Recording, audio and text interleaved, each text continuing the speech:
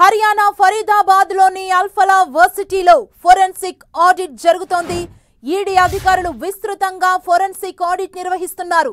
విరాళాల రూపంలో అల్ఫలా వర్సిటీలో పెద్ద ఎత్తున నిధులు పోగు చేసినట్లు ఈడీ ఆరోపిస్తోంది. అల్ఫలా గ్రూప్ చైర్మన్ జావేద్ అహ్మద్ సిద్దిక్ విరాళాల రూపంలోనే 415 కోట్లు సమకూర్చుకున్నట్లు తెలుస్తోంది. దీనిపై ప్రధానంగా ఈడీ ఫోకస్ చేసింది. విరాళాలను రాబట్టేందుకు వర్సిటీలో క్షుణ్ణంగా ఫోరెన్సిక్ ఆడిట్ నిర్వహిస్తోంది.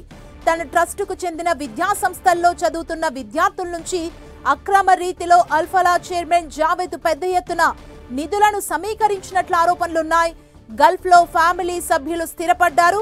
అతను అక్కడికి పారిపోయే ఆలోచనలో ఉన్నట్లు నిఘా వర్గాలు గుర్తించాయి. ఫరీదాబాద్ లో రోజంతా జరిగిన తనిఖీల తర్వాత సిద్దిక్ ని కస్టడీకి తీసుకున్నారు పోలీసులు. ఢిల్లీ పేలుడు కేసులో దర్యాప్తు ముమ్మరంగా చేశారు. 13 రోజుల పాటు ఈడీ కస్టడీకి ఆయన్ను అప్పగించారు. తప్పుడు అక్రిడేషన్ గుర్తింపు చూపిస్తూ విద్యార్థులు పేరెంట్స్ నుంచి ఆ వర్సిటీ భారీగా వసూళ్లకు పాల్పడినట్లు ఆరోపణలున్నాయి. ఆ రూపంలోనే 415 కోట్లు సేకరించినట్లు తెలుస్తోంది. పరారీ అయ్యే అవకాశం ఉన్న నేపథ్యంలో అతన్ని కస్టడీలోకి తీసుకున్నట్లు ఈడీ చెబుతోంది.